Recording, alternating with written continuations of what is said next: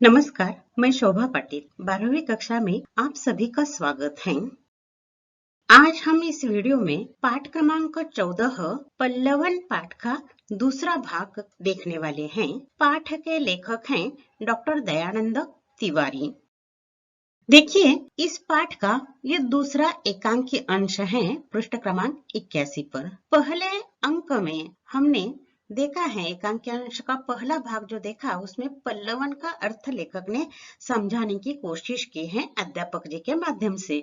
अलग अलग ढंग से पल्लवन क्या होता है ये समझाने की कोशिश की है। पल्लवन मतलब विषय का विस्तार, पल्लवन मतलब भाव विस्तार, पल्लवन मतलब भाषा विस्तार। भाव विस्तार के लिए चिंतन की आवश्यकता होती है। महान विचारक, साहित्यिक, इनके विचार कम शब्दों में ज्यादा अर्थ बताने वाले होते हैं और उसे पल्लवन के माध्यम से उसका विस्तार करके हम समझा सकते हैं। इस तरह की बातें हमने एकांक के अंश 1 में देखी हैं। आज के इस अंश में हम देखने वाले हैं पल्लवन की आवश्यकता। पल्लवन क्यों आवश्यक है? पल्लवन लेखन की आवश्यकता क्या है? करियर के क्षेत्र में पल्लवन का क्या महत्व है? पल्लवन की विशेषताएं कौन कौन सी हैं? और पल्लवन लिखने की शैलियां मतलब पद्धति, ढंग, ये 4 बातें हम इस अंश में देखने वाले हैं। देखिए, पाठ में रोशन अध्यापक जी से पूछ रहा है, हम जैसे विद्यार्थियों के लिए पल्लवन कला को आत्मसात करने की क्या आवश्यकता है? हम तो साहित्यकार नहीं हैं, इस संदर्भ में जानकारी दीजिए न सर। रोशन पूछता है, आप कहते हैं कि महान साहित्यिकों के विचार होते हैं, ये साहित्य की भाषा है, साहित्य से संबंधित है। हम तो साहित्यकार होने वाले नहीं हैं, अभी तो हम छात्र हैं, तो हमें पल्लवन कला की क्या आवश्यकता है? आत्मसात करना मतलब उसका ज्ञान प्राप्त करने की, ग्रहण करने की क्या जरूरत है? रोशन के मन में यह सवाल उपस्थित हो जाता है। अध्यापक जी बताते हैं, देखिए रोशन, तुम अच्छे प्रश्न करते हो, ये जिज्ञासा सराहनीय है, इस पर चर्चा होनी ही चाहिए। तो रोशन कहते हैं, जी सर, हमें इस विषय की भी जानकारी चाहिए। यहाँ देखिए अध्यापक जी कहते हैं, तुम अच्छे प्रश्न करते हो, ये अच्छे शब्द युग में है। जिज्ञासा मतलब मन में ज्यादा ज्ञान प्राप्त करने की कौतूहल, उसका उस पल्लवन कला के बारे में जागरूक हो जाता है। और सराहनीय मतलब प्रशंसनीय है, यानी कि 12वीं कक्षा का छात्र पूछता है कि हम साहित्यकार नहीं हैं, तो हमें पल्लवन कला की क्या जरूरत है? ये उसकी जिज्ञासा, कौतूहल, प्रशंसा करने योग्य है, ऐसे अध्यापक जी उसे प्रेरित करते हैं। अब अध्यापक जी बता रहे हैं, देखिए वर्तमान युग विज्ञान का युग है, मतलब आज का युग विज्ञान का युग है। आज हर क्षेत्र में, हर छोटी छोटी बातों में भी हम विज्ञान का इस्तेमाल कर रहे हैं। आज के बच्चे वैज्ञानिक युग में पल रहे हैं, मतलब पल रहे हैं, बड़े हो रहे हैं, विकसित हो रहे हैं। अगल बगल में वैज्ञानिक वातावरण है। विज्ञान वैज्ञानिक यह विशेषण रूप के लिए पूछा जाता है, ध्यान में रखिए। बच्चा, बच्चे, ये बहुवचन के लिए पूछा जाता है, अथवा वचन पहचानिए, बच्चे बहुवचन, इस तरह भी पूछा जाता है। ये वैज्ञानिक युग की पार्श्वभूमि लेखक ने, अध्यापक जी बता रहे हैं। हमारे साहित्य में लेखक, विचारक, कवि अपने मौलिक विचारों को व्यक्त करते हैं। हम उनके विचारों को समझ नहीं सकते, तब पल्लवन हमारी सहायता करता है। परंतु बच्चों, केवल विषयगत ज्ञान होना अनिवार्य नहीं होता है, अपितु आज के युवाओं के लिए अनेक क्षेत्रों का प्रवेश द्वार तैयार हो जाता है। पल्लवन व्यक्तित्व निर्माण में एक महत्वपूर्ण भूमिका तैयार कर सकता है। देखिए पल्लवन की क्यों आवश्यकता है, पल्लवन कला क्यों आत्मसात करनी चाहिए, इसके बारे में 4 बातें बताई हैं। पहली बात, आज का युग विज्ञान का युग है, वैज्ञानिक युग है, और हम विज्ञान के माध्यम से हर बात आत्मसात करते हैं, तो पल्लवन की कला भी आत्मसात करनी चाहिए। दूसरी बात, साहित्य के क्षेत्र में लेखक, विचारक, कवि अपने मौलिक विचार पल्लवन के माध्यम से यानी संक्षिप्त बताते हैं, और उन विचारों को हम समझ नहीं सकते। उन विचारों को समझने के लिए हमें पल्लवन की सहायता लेनी पड़ती है। मतलब कम से कम शब्दों में बताए हो, उक्ति हो या वचन हो या लोकोक्ति हो, तो उसका अर्थ समझने के लिए पल्लवन की सहायता लेनी पड़ती है। ये दूसरी आवश्यकता है। तीसरी बात यहाँ लेखक बता रहे हैं, परंतु बच्चों, केवल विषयगत ज्ञान होना अनिवार्य नहीं होता है। विषयगत मतलब 12वीं कक्षा में हिंदी है, इतने टॉपिक है, हमने इतना अध्ययन किया, इतने अंक प्राप्त किए, हम अगले साल चले गए, ये विषयगत ज्ञान हो गया। परंतु इस विषय से हमें और भी ज्ञान प्राप्त करना चाहिए, इसके लिए व्यावहारिक हिंदी की जरूरत होती है। साहित्यिक हिंदी, व्यावहारिक हिंदी, यह भाषागत ज्ञान प्राप्त करना हमें आवश्यक हो गया है। अनिवार्य मतलब आवश्यक हो गया है। अपितु मतलब किंतु आज के युवाओं के लिए अनेक क्षेत्रों का प्रवेश द्वार तैयार हो जाता है। आज जीवन में करियर के लिए बहुत सारे क्षेत्र हैं और विभिन्न क्षेत्रों में प्रवेश करने के लिए हमें पल्लवन कला को आत्मसात करना आवश्यक है। यह भी एक आवश्यकता है। पल्लवन व्यक्तित्व निर्माण में एक महत्वपूर्ण भूमिका तैयार कर सकता है। ये बहुत महत्वपूर्ण बात है।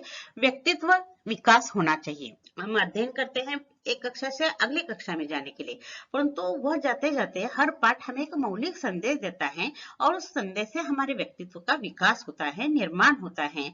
और व्यक्तित्व विकास के लिए पल्लवन ये बहुत महत्वपूर्ण है, क्योंकि पल्लवन में महान विचारक, कवि, लेखक मौलिक मतलब बहुत महत्वपूर्ण विचार बताते हैं, जिससे हमारे व्यक्तित्व में सुधार होता है। क्योंकि हर एक के व्यक्तित्व में गुण दोष होते हैं, किसी के व्यक्तित्व में कोई दोष है। कोई साहित्य पढ़ने से, किसी महान साहित्यकार के मौलिक विचार पढ़ने से हमारे व्यक्तित्व का वो दोष चला जाता है, गुण विकसित हो जाता है, उसे व्यक्तित्व निर्माण।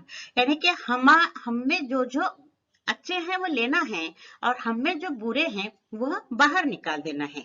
यह व्यक्तित्व विकास का महत्वपूर्ण काम पल्लवन करता है। यहाँ अध्यापक जी के इस संवाद में पल्लवन की आवश्यकता अलग अलग ढंग से बताने की कोशिश की है। अब देखिए, यहाँ महत्वपूर्ण बात है कि पल्लवन की आवश्यकता किन किन बातों के लिए होते हैं। महान विचारकों के मौलिक विचार समझने के लिए होते हैं, करियर के अनेक क्षेत्रों में प्रवेश करने के लिए उसका उपयोग होता है, व्यक्तित्व निर्माण के लिए महत्वपूर्ण होता है, महान लोगों के विचारों को समझने के लिए पल्लवन की सहायता ली जाती है। यहाँ आवश्यकता बताई है। अब आगे देखिए, तन्वी पूछती है वह कैसे। अब ये आवश्यकता यह बताए आपने, इसके लिए आवश्यक है, इसके लिए आवश्यक है, तो वह कैसे आवश्यक है, उसके मन में प्रश्न उपस्थित हो जाता है। अध्यापक जी बताते हैं, अब गौर से सुनो। शारीरिक विकास के साथ साथ बौद्धिक विकास भी आवश्यक होता है। केवल शिक्षा तथा साहित्य में ही पल्लवन का महत्व नहीं है, बल्कि उत्कृष्ट वक्ता, पत्रकार, नेता, प्रोफेसर, वकील आदि पद प्राप्त करने के लिए इस कला से अवगत होना आवश्यक है। इतना ही नहीं, कहानी लेखन, संवाद लेखन, विज्ञापन, समाचार, राजनीति तथा अनेक व्यवसायों में भी पल्लवन का उपयोग होता है। हमारे करियर की दृष्टि से पल्लवन उपयुक्त हैं और अधिक गहराई से अध्यापक जी उसे समझा रहे हैं। देखिए, केवल हमारे व्यक्तित्व का विकास होने के लिए या केवल महान विचारों का विचार ज्ञान प्राप्त करने के लिए नहीं, तो हमारे करियर के लिए भी वो कैसा महत्वपूर्ण होता है। देखिए, गौर से मतलब ध्यान से सुनो। शारीरिक विकास के साथ साथ बौद्धिक विकास भी आवश्यक है। देखिए, शारीरिक विकास के लिए आप मैदान पर जाते हो, खेल खेलते हो, शारीरिक विकास होता है। परंतु बौद्धिक विकास केवल हमारे पाठ्यक्रम जो होता है उसका अध्ययन करने से नहीं, तो अलग अलग साहित्य पढ़ने से हमारी बौद्धिक वैचारिक क्षमता बढ़ती है, विचार करने की क्षमता, सोचने की क्षमता बढ़ती है। हमें क्या करना है, साहित्य हमें हमारा गुरु होता है, वो हमें प्रेरणा देता है, हमें अतीत के बारे में बताता है, भविष्य के बारे में। साहित्य पढ़ते समय हमें इसका ज्ञान बढ़ता है और हमारा बौद्धिक विकास होता है, विचार करने की क्षमता बढ़ती है, अष्टपैलू व्यक्तित्व तैयार हो जाता है। शारीरिक विकास के साथ साथ डॉट डॉट विकास की भी आवश्यकता होती है। विकल्प के लिए पूछा जाता है, बौद्धिक विकास की भी आवश्यकता होती है। केवल शिक्षा तथा साहित्य में ही पल्लवन का महत्व नहीं है, बल्कि उत्कृष्ट वक्ता, पत्रकार, नेता, प्रोफेसर, वकील आदि पद प्राप्त करने के लिए इस कला से अवगत होना आवश्यक है। देखिए, वक्ता होने के लिए भी पल्लवन की आवश्यकता है, क्योंकि कम से कम शब्दों में ज्यादा से ज्यादा विचार लोगों तक पहुंचाने के लिए भाषण में उस तरह वक्ता जब भाषण देता है तो वक्ता का ये कौशल होता है और वो कौशल के माध्यम से लोगों तक अपने विचार पहुंचाता है। पत्रकार के लिए भी आवश्यक होता है, चाहे पत्रकार रिपोर्टिंग करता हो, लिखता हो, तो पल्लवन की जरूरत होती है। नेता लोग भाषण देते हैं, प्रोफेसर कक्षा में आपको व्याख्यान देते हैं, वकील लोग कोर्ट में अपना पक्ष प्रस्तुत करते हैं, अभिव्यक्त करते हैं। यानी बोलने की शैली बढ़ती है, अपने विचार प्रकट करने की एक कौशल हमें प्राप्त होता है। ये हमेशा ध्यान में रखिए। अगर समय मिला तो आप पुल देशपांडे जी के, वो बहुत उत्कृष्ट वक्ता थे, उनके भाषण मराठी में है, आप सुन लीजिए। अथवा प्राचार्य शिवाजीराव भोसले, ये ऐसे बोलते थे, गा रहे हैं ऐसा लगता है। इसके लिए हमारे पास बहुत ज्ञान होना चाहिए और बोलने की कला होनी चाहिए। प्राचार्य शिवाजीराव भोसले जी का भाषण सुनते समय ऐसा लगता है कि वो बंद हो ही नहीं चाहिए, होना ही नहीं चाहिए। हम सुनते रहे। इतने अच्छे अच्छे, बहुत सुंदर सुंदर विचार बहुत सुंदर ढंग से वे श्रोताओं तक पहुंचाते हैं। यानी कि यह कला प्राप्त होने के लिए पल्लवन की जरूरत होती है। अब देखिए, यहाँ एक संजाल निकलता है। इन पदों के लिए पल्लवन की आवश्यकता होती है। किनके लिए? वक्ता, पत्रकार, नेता, प्रोफेसर, वकील, इनमें से कोई भी चार लिखिए। इनके लिए पल्लवन बहुत महत्वपूर्ण है। ये संजार हो गया। ये पहली बात बताई।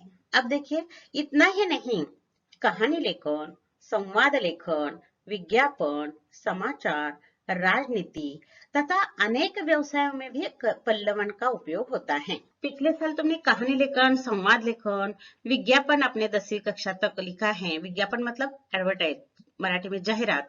समाचार लेखन पिछले साल हमने देखा है। इसके लिए भी पल्लवन की आवश्यकता होती है। अब देखिए, इनके लिए पल्लवन उपयोगी होता है। इस तरह का संजाल निकालता है। देखिए, कहानी लेखन, संवाद लेखन, विज्ञापन, समाचार, ये आपको चार घटक लिखना आवश्यक है। हाँ, यहाँ करियर लिखा है, परंतु उसका अर्थ करियर मतलब हमें अपने जीवन में करने वाला कोई कार्य है, क्षेत्र है। हमारे करियर के दृष्टि से भी पल्लवन उपयुक्त है। हर एक को शिक्षा लेने का एक उद्देश्य होता है। किसी को नौकरी करना है, किसी को व्यवसाय करना है, किसी को व्यापार करना है। व्यापार में भी व्यापारी को बोलने की कला होनी चाहिए और इसके लिए भी पल्लवन की जरूरत। चाहे कोई भी क्षेत्र हो आपके करियर का, पल्लवन आवश्यक है। यहाँ पल्लवन का महत्व अध्यापक जी यहाँ बता रहे हैं। अब देखिए, मितवा पूछती है, सर जी कितने अच्छे और महत्वपूर्ण जानकारी आप दे रहे हैं, लेकिन मेरे मन में प्रश्न उठ रहा है कि पल्लवन की विशेषताएं क्या होती हैं। अब पल्लवन की विशेषता क्या होती है? तो विशेषताएं, यह बहुवचन के लिए पूछा जाता है, ध्यान में रखिए। अध्यापक जी अब विशेषताएं बता रहे हैं।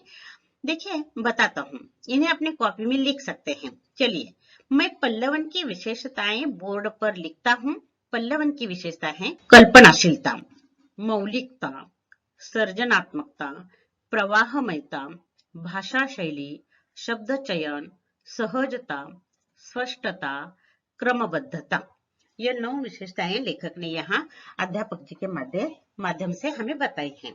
आपको 6 अंक के लिए यह प्रश्न पूछा गया है स्वाध्याय में। पल्लवन की विशेषताएं स्पष्ट कीजिए। हर विशेषता, हर मुद्दे की 2-2 पंक्तियां तैयार करनी है। कि कल्पनाशीलता, ये पहली विशेषता है। पल्लवन की विशेषताएं, ये संजाल के लिए पूछा जा सकता है। इनमें से कोई भी 4 लिखिए। कल्पनाशीलता, मौलिकता, सृजनात्मकता, प्रवाहमयता, भाषा शैली, शब्द चयन, सहजता, स्पष्टता, क्रमबद्धता। इन 9 में से कोई भी 4 आपको देखकर लिखना है, कोई कठिनाई नहीं है। इसलिए इनमें से 4 घटक आपको लिखना है। परंतु जब 6 अंक के लिए बड़ा प्रश्न पूछा जाएगा, दीर्घोत्तरी प्रश्न पूछा जाएगा, तो हर मुद्दे पर, हर पॉइंट पर आपको 2-2 पंक्तियां उसका विस्तार करना है। कल्पनाशीलता, कोई भी उक्ति या लोकोक्ति दी जाती है तो उस लोकोक्ति को अर्थ और उदाहरण के माध्यम से स्पष्ट करते समय हमें कल्पना की उड़ान लेनी पड़ती है। इतना लिखना बहुत महत्वपूर्ण है। मौलिकता, लोकोक्ति, उक्ति, काव्य पंक्ति जो पल्लवन के लिए दी जाती है वह ऐसे वैसे फालतू नहीं होती, वो मौलिक होती है, बहुत महत्वपूर्ण होती है। उस मौलिकता को ध्यान में रखकर उसे उदाहरण देना चाहिए। सृजनात्मकता मतलब कोई नया निर्माण करना, यानी तुम्हारे मन में कोई मौलिक विचार उस उक्ति के बारे में आ जाते हैं तो वह वहां लिखना आवश्यक है। प्रवाहमयता मतलब आगे बढ़ना चाहिए और उसमें परस्पर संबंध होना चाहिए, वह प्रवाहमयी भाषा में लिखना चाहिए। भाषा और शैली, भाषा साहित्यिक होनी चाहिए। शैली मतलब ढंग, लिखने की पद्धति, यह लिखने की पद्धति अब हम आगे देखने वाले हैं। शब्द चयन मतलब शब्दों का चुनाव, साहित्यिक शुद्ध शब्दों का चुनाव करना चाहिए। लिखते समय कोई भी कठिनाई नहीं होनी चाहिए, बहुत सहजता से लिखना चाहिए और जो हम लिख रहे हैं उसमें से स्पष्ट भाव वह प्रस्तुत होना चाहिए और क्रमबद्धता तो होनी ही चाहिए। जो प्रवाहमयी भाषा होती है उसी तरह मुद्दों में क्रमबद्धता होनी चाहिए। हर मुद्दे पर दो दो पंक्तियां लिखकर 6 अंक के लिए पल्लवन की विशेषताएं आपको स्पष्ट करना है।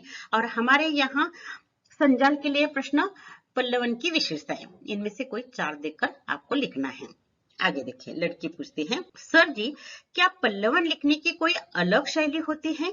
शैली मतलब लिखने की पद्धति, लिखने का ढंग होता है। अध्यापक जी बताते हैं, हाँ, पल्लवन लिखने की निम्न शैलियां प्रचलित हैं। मतलब ये निम्न 2 तरह से पल्लवन लिखा जाता है, 2 पद्धतियां हैं, 2 ढंग हैं लिखने के। इनमें से पहला ढंग देखिए, इसमें विषय प्रवर्तन प्रथम वाक्य से प्रारंभ हो जाता है। इसमें इधर उधर बहकाने एवं लंबी चौड़ी भूमिका बनाने की आवश्यकता नहीं होती।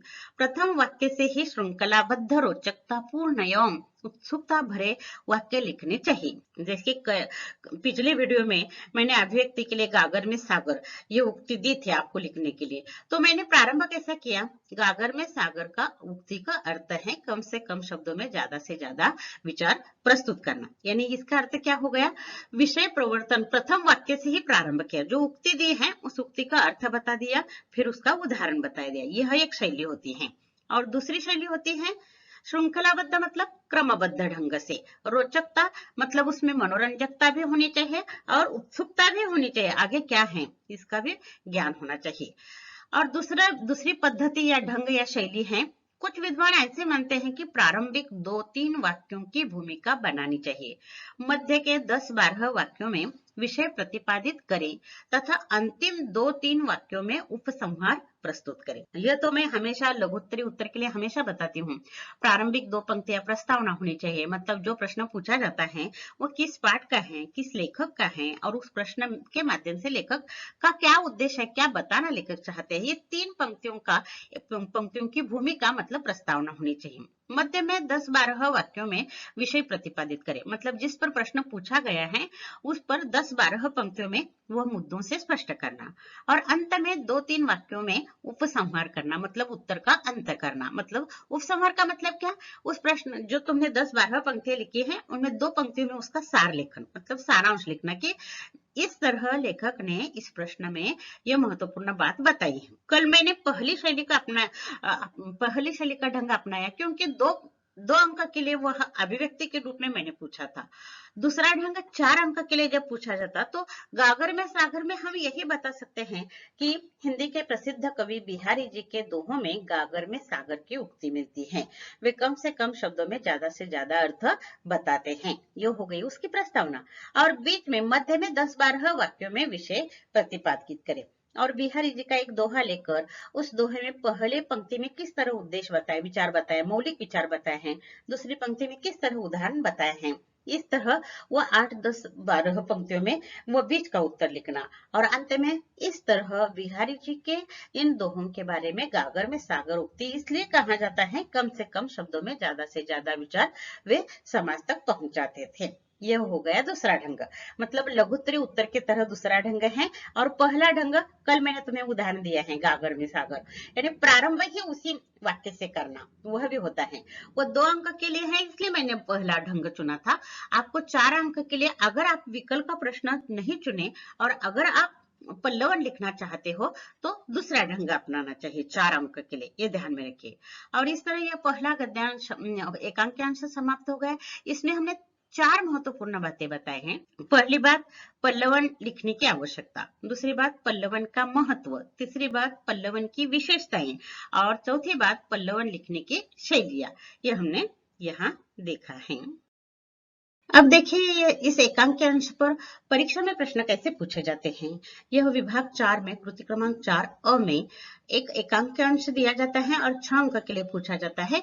निम्नलिखित पठित एकांकी अंश पढ़कर दी गई सूचनाओं के अनुसार कृतियां पूर्ण कीजिए। 6 अंक के लिए पूछा जाता है। आकलन 2 अंक के लिए देखिए, संजाल पूर्ण कीजिए। यह पद या ए पद प्राप्त करने के लिए पल्लवन कला से अवगत होना आवश्यक है, अथवा इस क्षेत्र में करियर करने के लिए पल्लवन कला से अवगत होना आवश्यक है। कौन कौन से? पत्रकार, नेता, प्रोफेसर, वकील, वक्ता। वक्ता तो आप हर रोज देखते हो, अध्यापक जी वक्ता ही होते हैं, कक्षा में व्याख्यान देते हैं, इसलिए वक्ता। अन्य भी क्षेत्र हैं, शिक्षक, अध्यापक, प्राध्यापक, वक्ता छोड़कर भी पत्रकार, नेता, प्रोफेसर, वकील, यह भी क्षेत्र हैं, ये ध्यान में रखिए। दूसरा संजाल कृति देखिए, पल्लवन की विशेषताएं, कल्पनाशीलता, मौलिकता, सृजनात्मकता, प्रवाहमयता, और भी बहुत है, सरलता, स्पष्टता, ये भी ध्यान में रखिए। इनमें से कोई भी 4 लिखिए। अगली कृति देखें, इनमें पल्लवन का उपयोग होता है। कहानी लेखन, संवाद लेखन, विज्ञापन लेखन, समाचार लेखन, इसमें ये जो कहानी लेखन वगैरह विधा है, इसमें भी पल्लवन का उपयोग होता है। शब्द संपदा देखिए, वचन परिवर्तन कीजिए, बच्चा, बच्चे, शैली, शैलियां। शैलियां शब्द कैसा लिखा है देखिए, कहानी, कहानियां, विशेषता, विशेषताएं।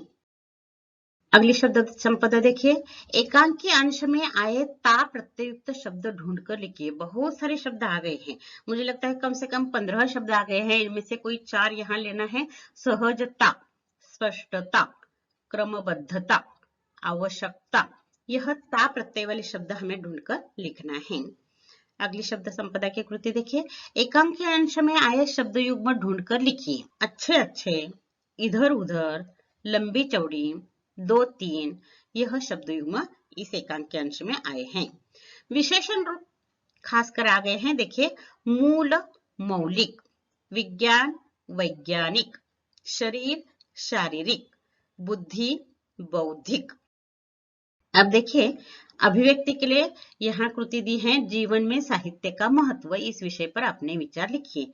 क्योंकि पल्लवन की आवश्यकता और पल्लवन का महत्व बताते समय साहित्य हमें किस तरह महत्वपूर्ण है और साहित्य में पल्लवन का उपयोग किस तरह होता है, इस पर बहुत अच्छे ढंग से यहाँ इस एकांकी अंश में बताया है, इसलिए यह आकलन कृति के लिए निकाला है। देखिए, मानव जीवन में साहित्य का सबसे अधिक महत्व है। साहित्य समाज का दर्पण है। साहित्य हमें अतीत से परिचित कराता है और भविष्य का मार्गदर्शन करता है। मनोरंजन, ज्ञान के साथ साथ समाज की वास्तविकता प्रस्तुत करना साहित्य का उद्देश्य है। मतलब साहित्य में वास्तविकता, मतलब जो कुछ समाज में घटित होता है वो साहित्य के माध्यम से समाज तक पहुंचाने का काम साहित्यकार करता है। साहित्य से हमें समाज की सभ्यता, संस्कृति, इतिहास, राजनीति आदि का ज्ञान प्राप्त होता है। साहित्य के अध्ययन से मनुष्य की ज्ञान की वृद्धि होती है, वैचारिकता बढ़ती है और जीवन में सफलता प्राप्त करने की प्रेरणा मिलती है। यह साहित्य का मनुष्य के जीवन में बहुत महत्व है। इसलिए तो हम कहते हैं किताब हमारा दोस्त है, क्योंकि किताब के माध्यम से हम साहित्य पढ़ते हैं तो हमें वहां से प्रेरणा मिलती है, हमारा ज्ञान बढ़ता है, हमारी वैचारिकता बढ़ती है, हमारे व्यक्तित्व का निर्माण होता है। इसलिए मनुष्य के जीवन में साहित्य का महत्व है। अगली कृति देखिए, कृति क्रमांक 4A, निम्नलिखित विकल्पों में से सही विकल्प चुनकर वाक्य फिर से लिखिए। 4 अंक के लिए 4 पट पर 4 तुम्हें रिक्त स्थानों की पूर्ति कीजिए, विकल्प सहित पूछे जाने वाले हैं। ये बहुत अच्छा है, पुराने सिलेबस में छात्र बहुत अच्छा अंक प्राप्त करते थे। बस चार पाठ एक बार ध्यान से पढ़ना, कोई कठिनाई नहीं आती है। इस एक अंक के अंश में कैसे निकलते हैं विकल्प के प्रश्न देखिए। वर्तमान युग विज्ञान का युग है, डॉट डॉट का युग है, विज्ञान का युग है। यंत्र, विज्ञापन, विज्ञान। छात्र गड़बड़ी में विज्ञापन लिखते हैं, परंतु विज्ञापन और विज्ञान में अंतर है। विज्ञापन का अर्थ है एडवर्टाइज या जाहिरात, और विज्ञान मतलब विज्ञान, आप साइंस, शास्त्र।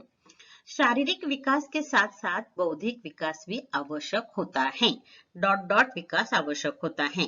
बौद्धिक, मानसिक, तार्किक, इनमें से बौद्धिक शब्द हमें रिक्त स्थानों के स्थान पर भरना है। हमारे करियर की दृष्टि से पल्लवन उपयुक्त है। भविष्य, व्यवसाय, करियर, ये लिखते समय करियर लिखना है, उच्चारण करते समय करियर करना है, ध्यान में रखिए। तो करियर की दृष्टि से ये मतलब भविष्य में हमें जो कुछ कार्य करना है उसके लिए पल्लवन उपयुक्त है। पल्लवन व्यक्तित्व निर्माण में एक महत्वपूर्ण भूमिका तैयार कर सकता है। कृतित्व, अस्तित्व, व्यक्तित्व, इनमें से व्यक्तित्व निर्माण में महत्वपूर्ण भूमिका तैयार कर सकता है। इस तरह सही विकल्प चुनकर हमें वह वाक्य पूर्ण करना है। और यहाँ यह दूसरा एकांकी अंश समाप्त हो जाता है। अगले वीडियो में हम अगला अंश लेकर आएंगे। तब तक के लिए धन्यवाद।